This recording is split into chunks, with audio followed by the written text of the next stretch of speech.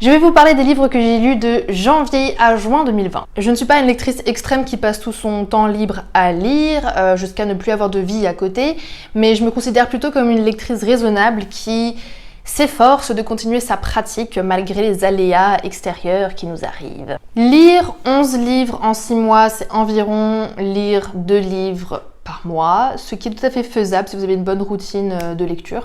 Lire plus était ma résolution de janvier 2020 parce que moi je viens d'une filière L qui d'ailleurs malheureusement ne peut plus s'appeler comme ça et du coup j'avais pour habitude de lire beaucoup dans différentes langues, des textes en tout genre. Malheureusement quand je suis arrivée à ma première année de fac, les livres sont passés en second plan donc j'ai beaucoup moins lu et ça s'est empiré tant et si bien que je n'ai plus du tout lu. Sauf que je ne vais pas vous faire un tableau de à quel point la lecture est une chose merveilleuse. Pour moi, sur tous les points, c'est évident. Bref, pour reprendre ma routine de lecture, et je vous le conseille aussi à vous si vous voulez vous remettre à la lecture, prenez quelque chose de simple que vous ne rechignerez pas à lire. Personnellement, j'ai opté pour Casanova de Matteo Strockel. Désolée pour le nom, je suis pas une experte de comment on prononce les noms de famille. Il faut savoir quelque chose sur moi. J'aime beaucoup les livres où les relations amoureuses ne sont pas simples, ok? Où ça part dans des délires complexes, des relations qui sont motivées par des aspirations politiques. En gros, concrètement, j'aime pas quand c'est simplement bisounours, tout mignon, tout beau, ou même quand c'est juste sexuel, ça va pas du tout. Je vous explique pourquoi je vous le précise. Casanova parle d'un homme historiquement connu pour faire tourner la tête aux femmes, ok, c'est Casanova. Et là, il est placé dans un complot, donc il est un pion dans la course au pouvoir de différents protagonistes. Le tout se déroule en 1755 à Venise. Moi, personnellement, j'adore ce siècle et je présume que Venise est un joli cadre. Moi, je la vois un peu comme les barques, les cours d'eau en pleine ville. Et puis même, il y avait un masque sur la première de couverture, donc je me suis dit, waouh, il va y avoir beaucoup de mystères, des révélations à couper le souffle, des mensonges, ouh. Et surtout, je m'attendais à de la subtilité. Et puis, vu la note sur l'auteur, je me suis dit qu'il serait capable de mettre en scène tout ça correctement. Parce que je vais vous lire la note de l'auteur. À la fois docteur en droit, journaliste culturel et romancier traduit dans plus de 20 langues, Matteo Strockel, a reçu le prestigieux prix Bancalera du meilleur roman 2017 pour Moi Médicis, vendu à plus de 200 000 exemplaires. Moi, en fait, c'est surtout le fait qu'on dise qu'il soit docteur en droit, journaliste culturel et romancier traduit en plus de 20 langues. Je me suis dit, waouh, oui. Et on peut pas dire le contraire, le niveau de langage est bon, il correspond assez bien au siècle. Enfin, de toute façon, si on écrivait exactement comme les gens parlaient au XVIIIe siècle, ce serait indigeste. Mais on repassera sur la subtilité. Franchement, l'histoire ne m'a pas plu. J'ai pas trouvé de véritable tension entre les personnages, que leurs relations soient positives ou négatives. En fait, le problème, parmi tant d'autres, c'est que les personnages reposent sur des stéréotypes. Donc la femme brillante et dominante, le jeune homme fringant, le héros qui va sauver tout le monde, la jeune fille innocente et tout en grâce, le vieil aigri, voilà. Le tout mis sur un scénario d'une banalité. Bon, je vous spoile rien, mais voilà. Je suis assez virulente quand je parle de livres qui ne m'ont pas plu, à force vous le comprendrez. Je me suis longtemps dit que je pouvais pas faire ce genre de vidéo sur ma chaîne parce que je suis pas le genre de lectrice qui lise 50 bouquins en un an.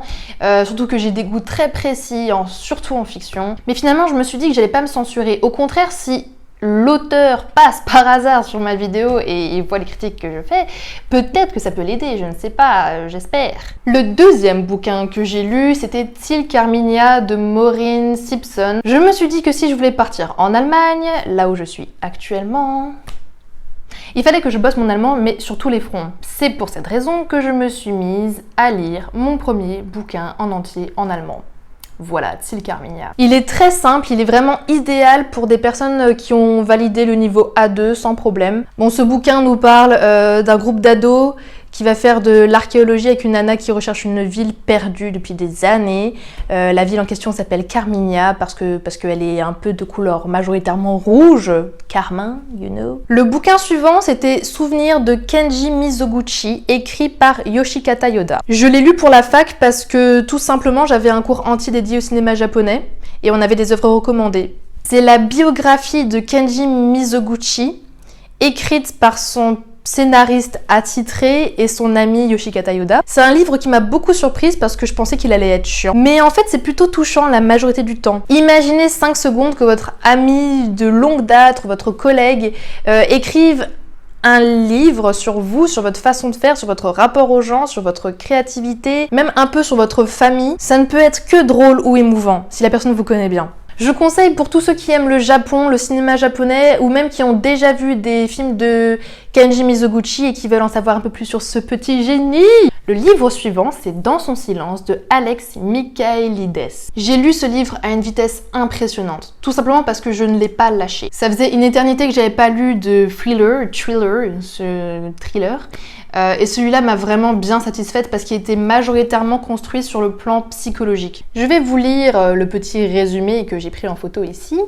Alicia, jeune peintre britannique en vogue, vit dans une superbe maison près de Londres avec Gabriel, photographe de mode. Quand elle est retrouvée chez elle, hagarde et recouverte de sang devant le cadavre de son mari défiguré, la presse s'enflamme. Aussitôt arrêtée, Alicia ne prononce plus le moindre mot, même au tribunal. Elle est jugée mentalement irresponsable et envoyée dans une clinique psychiatrique. 6 ans plus tard, le docteur Theo Faber, ambitieux psychothérapeute, n'a qu'une obsession, faire reparler Alicia. Quand un poste se libère dans l'établissement où elle est internée, il réussit à s'y faire embaucher et entame avec elle une série de face-à-face glaçants dans l'espoir de lui extirper une parole.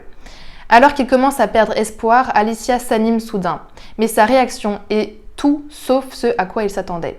Ce redoutable mélange de suspense et de psychanalyse nous offre une combinaison astucieuse qui a déjà happé de nombreux lecteurs. Le livre s'est vendu à 1 million d'exemplaires à travers le monde et a été traduit dans plus de 40 langues. Pas mal du tout, n'est-ce pas? Bon, après, je peux quand même pas dire que c'est le livre de l'année. Il m'a pas retenu le souffle de stress, il m'a pas fait poser 10 000 questions sur comment les choses se sont passées, comment elles allaient encore se passer. Mais en tout cas, il nous tire bien par la main. Il nous dit, reste avec moi, tu vas voir, ça vaut le coup. C'est un livre pour tous ceux qui veulent pas passer 10 ans à lire un bouquin et qui veulent aussi, potentiellement, rentrer dans le domaine de la psychologie sans que ce soit trop lourd ni trop complexe. Parce que vraiment, le gars qui a écrit ce bouquin, j'ai l'impression qu'il s'y connaît bien dans ce domaine, ou alors il s'est bien renseigné et il arrive vraiment à intégrer le côté psychothérapie, psychologie sans que ça soit lourd. Le bouquin suivant, c'est Miracle Morning de Hal Elrod.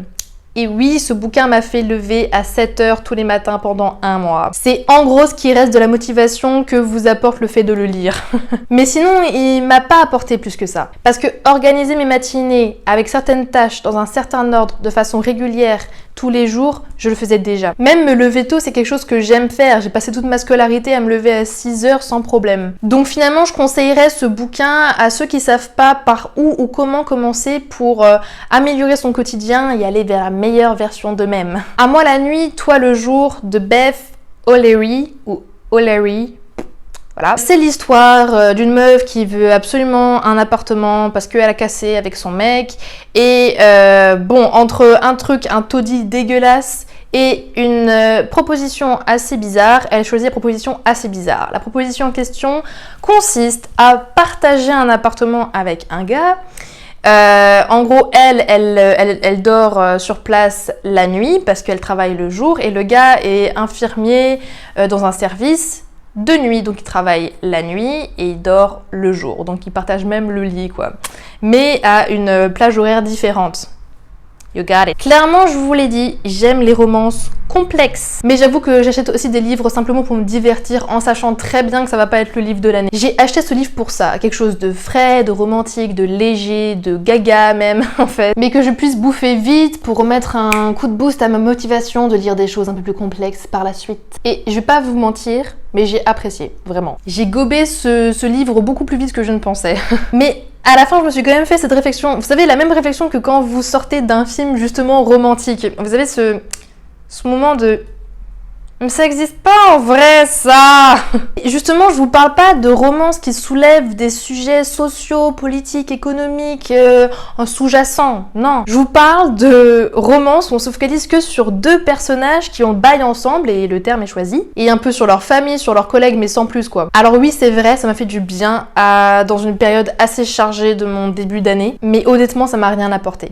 Zéro réflexion sur la société, zéro tension dramatique crédible, beaucoup de bling bling en fait. Beaucoup de vibes girly, et très simplette. Alors je répète, quelquefois ça peut vraiment faire du bien à une certaine période, mais bon, moi je lirai pas ça tout le temps. Ça m'a juste fait du bien au moment où je l'ai lu, voilà. Et j'avais bien raison de me mettre sur un truc simple parce que le bouquin qui suivait, c'était Anton Tchekhov, écrit par Georges Banu. Ça, c'était encore une lecture pour la fac. C'est une lecture que je qualifierais d'intellectuelle et le mot est très faible. C'est-à-dire qu'il y a quand même pas mal de private jokes pour ceux qui ont déjà une connaissance approfondie de l'œuvre de Tchekhov. C'est une réflexion sur qui il était, sur les thèmes développés et traités dans ses pièces. C'est très intéressant, hein, mais je vous avoue que c'est de la lecture universitaire à l'état pur, rien d'autre. J'imagine très mal quelqu'un de mon âge qui lirait ça par pur plaisir, par intérêt personnel. Même moi, personnellement, j'ai dû le lire à haute voix à ma mère pour pas perdre le fil de ce que le gars disait. On n'est vraiment pas dans le léger, quoi. Donc après ça, je me suis remis à un bouquin un peu plus simple, Le Point Zéro de Seisho Matsumoto. Je vais vous lire le résumé de ce très cher bouquin. Tokyo, fin des années 1950. Via un entremetteur, Teiko épouse Kenichi Uehara, séduisant mais taciturne, employé d'une agence de publicité tokyoïte. Lors d'un déplacement à Kanazawa, les villes, faudra les retenir, hein. Avant sa mutation dans la capitale, Kenichi disparaît. Partie sur ses traces, Teiko découvre tout d'abord que son mari a été policier avant de rencontrer l'épouse d'un riche industriel qui semble avoir un lien avec les japonaises, se prostituant jadis pour l'occupant américain.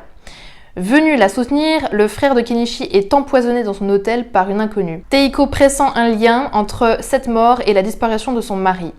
Pour découvrir la vérité, elle devra remonter jusqu'au point zéro, cet instant de la vie de Kenichi qui a scellé son destin. En fait, après, dans son silence, j'avais envie de me replonger dans le policier. Et puis la couverture a attiré mon regard. Quelquefois, ça se joue que à ça avec moi, et là, j'étais en mode « Ah, waouh !» Trop beau. Mais ce que je ne savais pas en achetant ce bouquin, c'est que c'était en fait une réédition d'un texte initialement sorti dans les années 60. Donc, je me suis tapé un roman policier avec le style d'écriture d'un japonais des années 60. Pour ceux qui arrivent à capter là où je veux en venir, je vous laisse imaginer. Pour ceux qui ne comprendraient pas là où est le problème, eh bien, disons que ce n'est pas très trépidant en fait. C'est très bien écrit, certes. Les paysages ont leur place dans le scénario, c'est vrai. Mais l'auteur mettra plus l'accent sur la façon dont quelqu'un s'assoit et serre le thé plutôt que sur des courses-poursuites. Voilà. D'ailleurs, il n'y a qu'une seule scène comme ça dans le livre de courses-poursuites et elle est particulièrement calme. Il y a aussi beaucoup d'éléments qui sont amenés dans le récit par paroles rapportées, ce qui enlève du dynamisme qu'on peut avoir avec un dialogue direct. Livre suivant, Le chamanisme celtique de Gilles Worts. Il fait partie d'un grand nombre de bouquins documentaires que je lis pour moi, c'est-à-dire par pur intérêt, par besoin de recherche sur un certain sujet. Pour le coup, je vais pas m'étendre sur pourquoi je l'ai acheté et pourquoi je l'ai lu. Sachez juste que le chamanisme est la pratique spirituelle la plus ancienne au monde. Elle se décline dans tous les pays.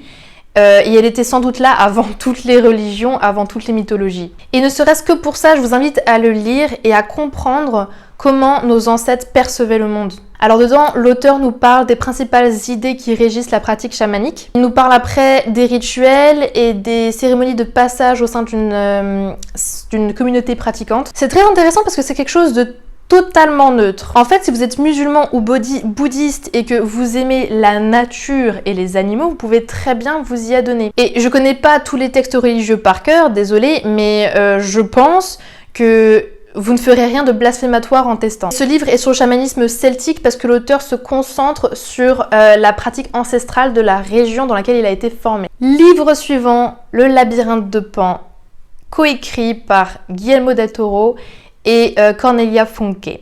Ah là là les amis! Premièrement, regardez le film si ce n'est pas déjà fait. Vous n'avez pas le choix. Vous allez vous regardez ce film, ok? Guillermo del Toro est un de mes réalisateurs préférés et Le labyrinthe de Pan est de loin le film qui m'a le plus marqué de par sa beauté, ses idées, ses valeurs sous-jacentes. Il est juste incroyable. Incroyable. C'est une véritable œuvre très riche, très belle. Vraiment, regardez ce film. Donc imaginez maintenant ce que j'ai ressenti quand j'ai vu le livre sur les étalages. En fait j'ai bugué. Guillermo qui coécrit le livre du film qu'il a réalisé des années auparavant, ce film-là précisément, je pouvais pas passer à côté de ça, c'était pas possible. Et je n'en dirai pas plus, sachez seulement que le livre est à la hauteur du film.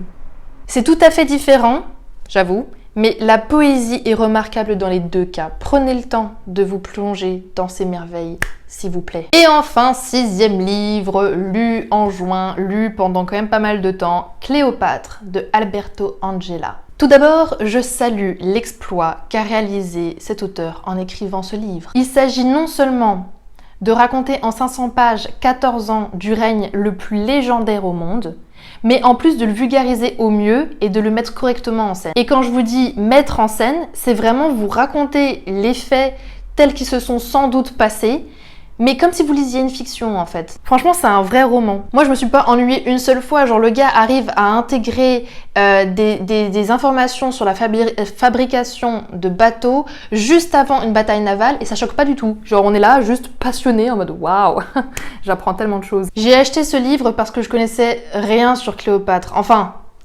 on croit tous qu'on sait 2-3 trucs sur elle, mais on est tellement loin de ce qu'elle était vraiment. Qui était vraiment son histoire. C'est un truc de malade. Genre moi j'ai vu la couverture, mon côté femme fière s'est réveillé, surtout avec le résumé. Cléopâtre, revivre l'histoire sur les traces de Cléopâtre. Peu de femmes peuvent se vanter d'avoir autant marqué les esprits que Cléopâtre. La dernière reine d'Égypte antique a séduit les puissants, mais a surtout fait de son nom un symbole de puissance. Alberto Angela, vulgarisateur de génie, oui. Nous entraîne sur les pas de cette femme d'exception. Dans un monde dominé par les hommes, elle a permis au royaume d'Égypte de connaître une expansion fulgurante. Femme de pouvoir, douée dans l'art de la négociation comme dans celui de la guerre, elle est une grande stratège et une figure incroyablement visionnaire. Si, après 2000 ans, elle continue de nous fasciner et de nous inspirer, c'est peut-être parce qu'au-delà des images et du fantasme, elle est le visage de la modernité. Je peux pas dire mieux. Je peux pas dire mieux. Je me souviens avoir pris ce livre en me disant je vais m'inspirer de cette femme dans ma vie de tous les jours. En fait, on peut pas être une vraie Cléopâtre. Et même si on s'en approchait vraiment, on n'est pas de la même époque. Donc on peut pas vraiment comprendre l'étendue de son pouvoir, de sa sagesse, de sa force. Par contre, on peut s'en inspirer et devenir une femme ou un homme aussi, admirable et exceptionnelle comme elle l'était. Franchement, ne serait-ce que pour détruire les scènes erronées des films, lisez ce bouquin. Pour comprendre tout le fonctionnement de cette époque-là de l'Antiquité, pour comprendre comment les gens vivaient, s'habillaient, se nourrissaient, interagissaient entre eux. Après, ça peut aussi vous servir à faire la personne chiante sur votre canapé avec votre fidèle compagnon de glande devant les écrans. Tu vois ça, la scène est fausse en fait, parce que Cléopâtre elle s'est pas pointée comme ça la première fois devant César. Puis tu vois l'âge qu'elle a, l'actrice elle a quoi? Elle a 30 ans? Non mais franchement n'importe quoi. Nous on galérait avec le bac et elle faisait déjà en sorte de risquer sa vie pour des négociations diplomatiques avec le plus grand conquérant de son siècle. Genre on est très très loin là. Bien les amis, c'est tout pour les bouquins de ces 6 derniers mois. J'espère que certains vous ont intrigué, vous ont donné envie de lire, vous ont donné envie d'apprendre plus sur certains sujets. Rendez-vous dans ma prochaine vidéo et d'ici là, portez-vous bien. Bye!